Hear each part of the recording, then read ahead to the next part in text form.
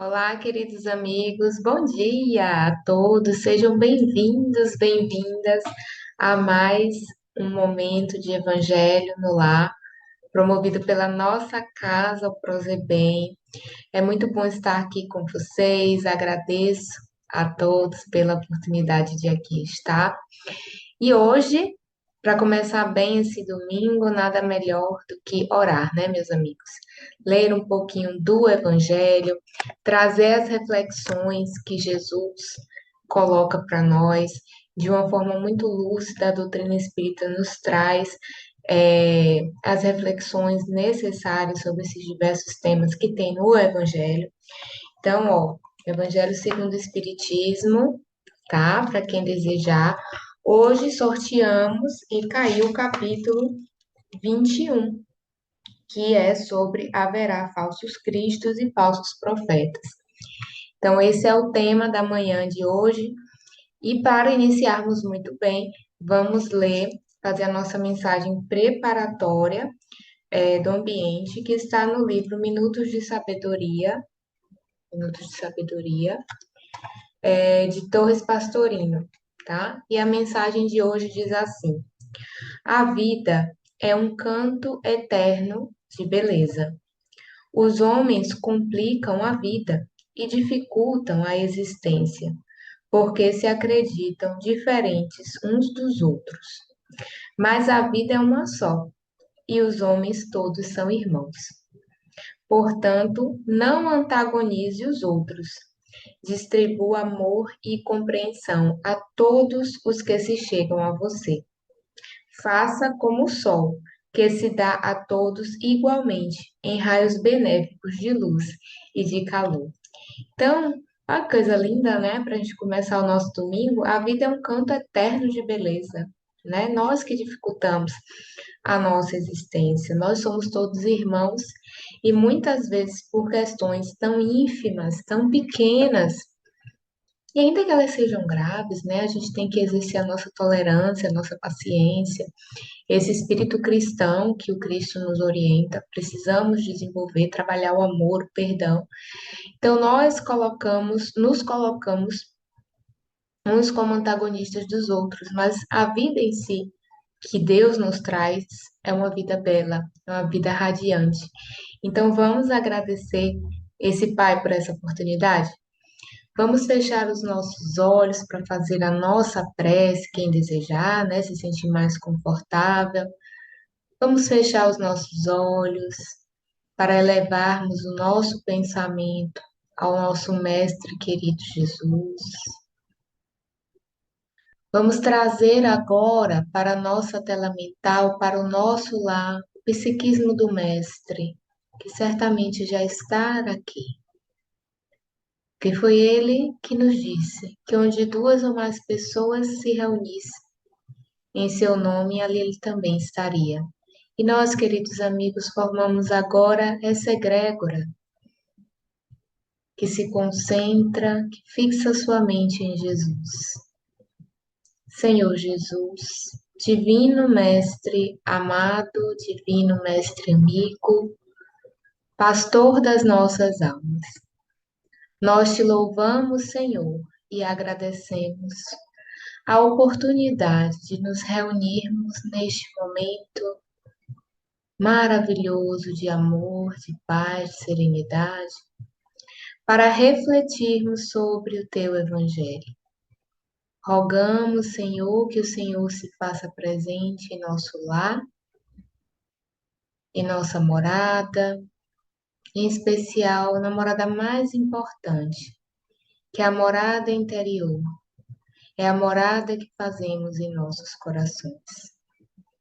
Derrama, Senhor, sobre cada um de nós os teus fluidos salutares, benéficos, para que possamos refletir de uma forma positiva à luz do Evangelho. Inspira-nos, Senhor, envolve-nos com a tua paz, hoje e sempre. Que assim seja. Que assim seja, amigos. Então vamos começar. Nós sorteamos o tema da manhã de hoje e caiu para a gente o capítulo 21, que é: haverá falsos cristos e falsos profetas. E a primeira parte, o primeiro tópico, conhece-se a árvore pelos seus frutos. Para quem não tem o Evangelho segundo o Espiritismo, recomendamos que faça a compra. Essa obra é básica, é essencial para o Evangelho no Lar. É um livro realmente de cabeceira, junto com o Livro dos Espíritos. E nesse preparo, mas para quem não conhece, Kardec ele sempre inicia o Evangelho segundo o Espiritismo, começando com uns trechos do Evangelho que vai se relacionar com o tema que ele vai discorrer, e depois ele comenta e tem as instruções dos Espíritos. Então vamos começar lendo a parte dos Evangelhos. Olha só o que ele traz aqui. O primeiro, no item 1, é o Evangelho de São Lucas, no capítulo 6, versículos 43 a 45. Olha só o que ele diz. A árvore que produz maus frutos não é boa, e a árvore que produz bons frutos não é má. Assim, cada árvore é conhecida pelo fruto que produz. Não se colhem figos dos espinheiros e nem cachos de uvas dos abrolhos. O homem de bem tira coisas boas do seu coração, e o homem mau tira coisas ruins do seu coração, pois a boca fala daquilo que o coração está cheio. Então, Jesus já começa comparando o ser humano a uma árvore, né? Tem a árvore que produz bons frutos e a árvore que produz maus frutos, a depender da qualidade do que temos em nosso coração, no nosso espírito, produziremos ações correspondentes ao nível evolutivo que já estamos. Então, Jesus, foi o maior pedagogo que pisou aqui na Terra, utiliza esse recurso de comparar com a árvore. Olha, se nós ainda não temos evolução, ainda não crescemos em inteligência e moralidade na mesma proporção, como nós vamos produzir bons frutos? Porque, veja, às vezes a pessoa é muito inteligente, tem bastante conhecimento, mas a moralidade ainda não acompanha, né? E o mais importante que nós precisamos agora é a nossa reforma íntima, fazer a nossa reforma íntima, buscar não só conhecer o Evangelho, como nós estamos estudando aqui, mas também colocar em prática as virtudes cristãs trazidas por Jesus. Então, é urgente que a gente empreenda esforços no autoconhecimento, para que a gente se conheça, nos reconheçamos ainda como a árvore que ainda fornece esses maus frutos por conta das nossas imperfeições, para que a gente identifique os nossos equívocos e assim possamos nos transformar nessas árvores que produzem os bons frutos. É claro que é um processo, estamos todos trabalhando para nos melhorarmos e é importante que, principalmente agora, nesse momento de transição planetária, a gente se empenhe cada vez mais na nossa transformação interna. E aí, Kardec traz mais um trecho do Evangelho que está em Mateus, no Evangelho de Mateus, no capítulo 7, versículos 15 a 20. Olha o que ele diz. Jesus recomendou: guardem-se dos falsos profetas, que por fora se disfarçam de ovelhas e que por dentro são lobos que roubam. Vocês o reconhecerão por seus atos. Por acaso se pode colher uvas dos espinheiros ou figos dos abrolhos?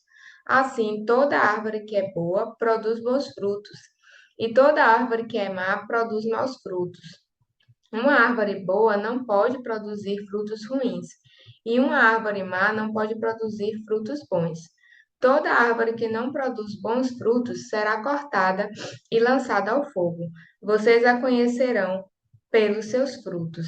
Interessante quando ele fala aqui, né, que uma árvore, a gente já viu essa parte, que uma árvore boa não pode produzir frutos ruins e uma árvore má não pode produzir bons frutos. E ele diz que toda árvore que não produz bons frutos será cortada e lançada ao fogo.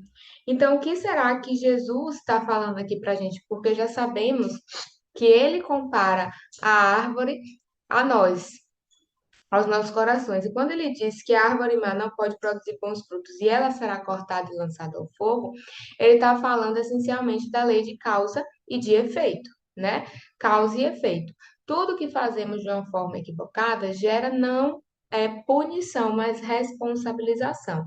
Não é lei de ação e reação. Deus não é um Deus vingativo. Ah, eu matei, então na outra vida eu vou ser assassinado. Não é isso, não é esse tipo de justiça divina que se faz. O Pai, ele nos faz, nos responsabiliza no limite do necessário, para que a gente se arrependa, aprenda e busque se empenhar na nossa transformação. Coitados de nós, se Deus decidisse punir a gente por cada ato equivocado que a gente faz. A gente não ia suportar. O que Deus quer não é a morte do pecador, é a morte do pecado. Ou em outras palavras, ele quer que a gente se reconecte com as leis divinas que já estão em nossa consciência. Despertemos e busquemos fazer a nossa transformação para que possamos prosseguir, seguindo a nossa jornada evolutiva e nos tornarmos melhores.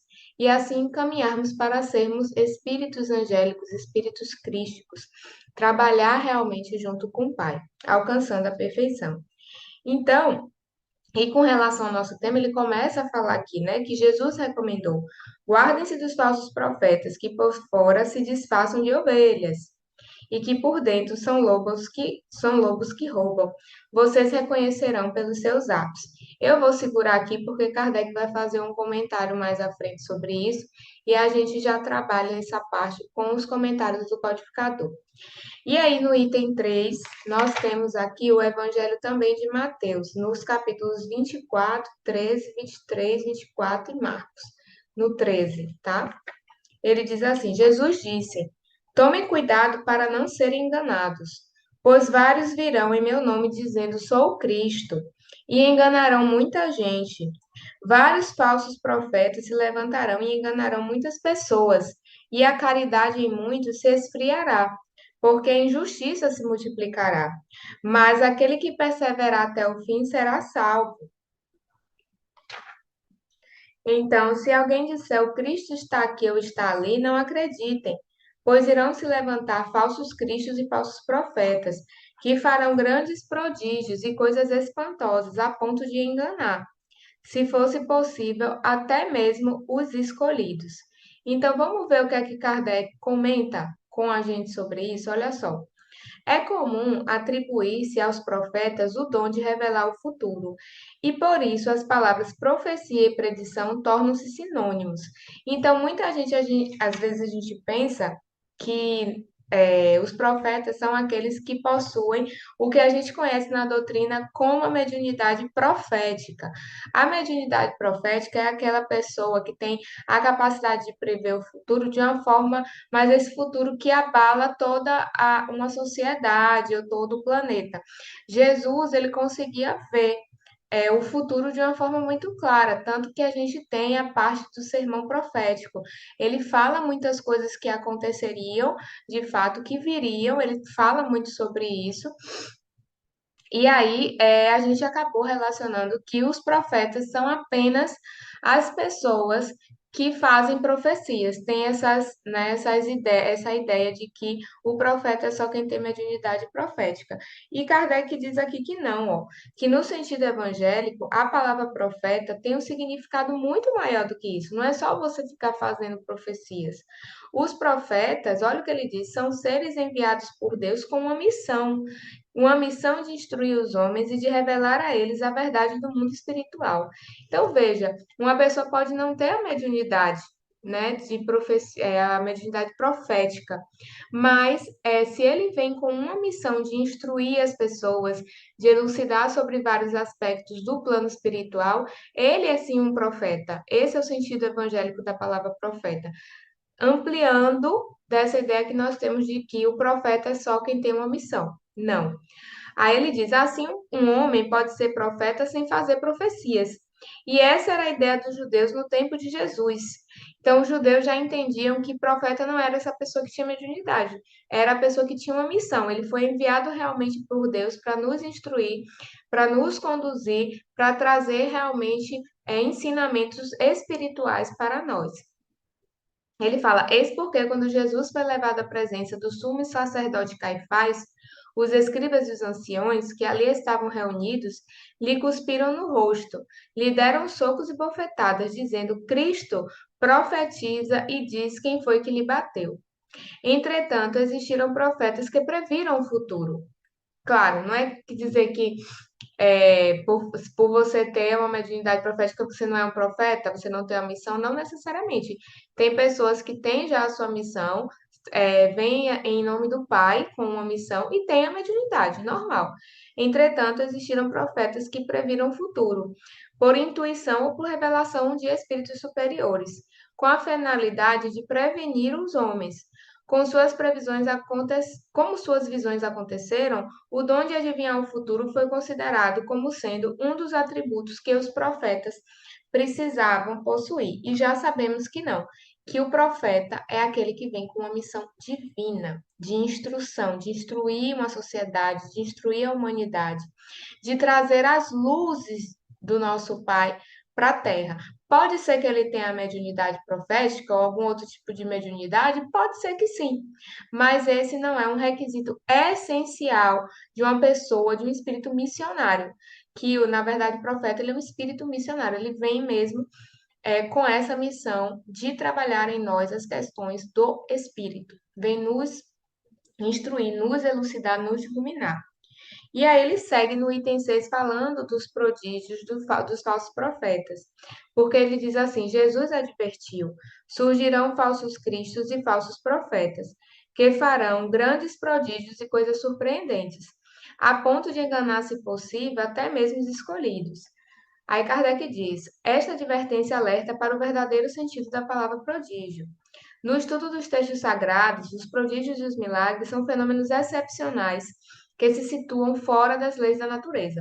Realmente, até antes da doutrina começar a estudar os fenômenos mediúnicos, muitos deles eram considerados milagres, né? Assim, quem podia ver espíritos, ai meu Deus, o que é isso? É uma coisa fora do comum, é um milagre que está acontecendo, é um fenômeno de materialização, de evidência, enfim, esses fenômenos, antes de serem realmente trabalhados de uma forma muito séria pela doutrina espírita, eram considerados milagres, prodígios. Sendo obra exclusiva do Criador, essas leis somente podem ser alteradas se assim ele o quiser. O simples bom senso nos diz que Deus não daria a seres malvados e inferiores um poder igual ao seu, e menos ainda o direito de desfazerem suas leis. Cristo não pode ter aprovado tal princípio. Pelas palavras de Jesus, o espírito do mal teria o poder de fazer prodígios, pelos quais até mesmo os escolhidos seriam enganados. Então, de uma forma equivocada, se a gente interpreta isso aqui ao pé da letra, a gente quer dizer então que o Cristo está dizendo que pessoas ruins poderiam, espíritos malignos, poderiam fazer milagres e assim enganar até mesmo se fosse possível os escolhidos. E ele está dizendo aqui que Jesus não poderia ter dito esse tipo de coisa, de forma alguma. Se Deus criou as leis, como é que ele iria se equivocar se Deus é perfeito? Deus é perfeito em todos os seus atributos. Ele é magnânimo, então ele não poderia se equivocar. Tipo, um espírito ruim, um espírito maligno iria poder fazer milagres a ponto de enganar a todos. Ele diz: disso resulta que se o espírito do mal pode fazer o que Deus faz, os prodígios e os milagres não são obras exclusivas dos enviados de Deus. Assim, esses fenômenos nada provam, pois nada distingue os milagres que são feitos pelos santos dos milagres que são feitos pelos demônios. Portanto, é preciso procurar um sentido lógico nas advertências de Jesus. Então, vamos entender o que é que Jesus realmente queria falar para a gente? Ele fala aqui: aos olhos do povo menos esclarecido, todo fenômeno cuja causa é desconhecida é um milagre. Nós sabemos disso. Aquilo que a gente não consegue explicar, a gente chama de milagre. Só que, uma vez conhecida a causa, o fenômeno passa a ter uma aplicação mais natural. Assim, os fatos sobrenaturais vão diminuindo à medida que a ciência começa a explicar os fatos. Ele diz: em todas as épocas, os homens exploraram certos conhecimentos que os habilitariam a executar uma suposta missão divina ou usufruir de um poder supostamente sobre-humano. Faziam isso por ambição e pelo desejo de dominação. Esses são os falsos cristos e os falsos profetas. A propagação dos conhecimentos acaba por desacreditá-lo, eis porque o seu número diminui à medida que os homens se esclarecem. O fato de realizarem o que algumas pessoas consideram prodígios não é sinal de uma missão divina, visto que pode ser o resultado de conhecimentos que qualquer um pode adquirir ou de uma faculdade orgânica especial, que podem ser que podem acompanhar tanto o mais digno quanto o mais indigno. O verdadeiro profeta se caracteriza, se reconhece por características mais sérias e que são exclusivamente de ordem moral. Então, antigamente, a gente pensava que os profetas se destacariam apenas por fenômenos, milagres. Só que, como ele diz, à medida que a ciência progride, ela começa a explicar alguns fenômenos da natureza, esses milagres deixam de ter esse tom maravilhoso, porque a ciência passa a explicar. E com o advento do Espiritismo, que passou a explicar de uma forma contundente os fenômenos mediúnicos, aí é que o negócio parou mesmo, porque quem estuda a mediunidade é, já sabe que a mediunidade ela é uma faculdade orgânica, ou seja, meus amores, um médium não é porque ele é um médium que ele tem uma grande moralidade, a gente se equivoca com isso. Ao contrário, como a gente vê muitas pessoas falando, o médium é o maior dos devedores. Tenham compaixão dos médiuns, eles não são profetas, eles são os mais devedores e precisam dessa faculdade para o seu processo evolutivo. Uma coisa nada tem a ver com a outra. Separem isso para vocês não serem enganados por esses falsos profetas. O verdadeiro profeta se reconhece por uma moral ilibada. É uma pessoa que pratica a lei de amor, de justiça, de caridade, que vem com a sua missão e não busca se aparecer, não busca as glórias do mundo. Ele está aqui porque ele está cumprindo uma missão trazida por Deus para ele, com todo o amor, com todo o carinho, em favor da humanidade. Ele se sacrifica, ele se abnega em favor do outro. Então, esse é o verdadeiro profeta. Eu acho esse capítulo extremamente importante. A gente não tem tempo de estudar ele todo aqui, mas eu recomendo, façam a leitura hoje, capítulo 21. Leiam esse capítulo com cuidado, com bastante atenção, porque é um tema bastante atual. Nós estamos na transição planetária e, claro que aparecerão esses falsos profetas para nós, e nós precisamos atentar as características morais dessa pessoa.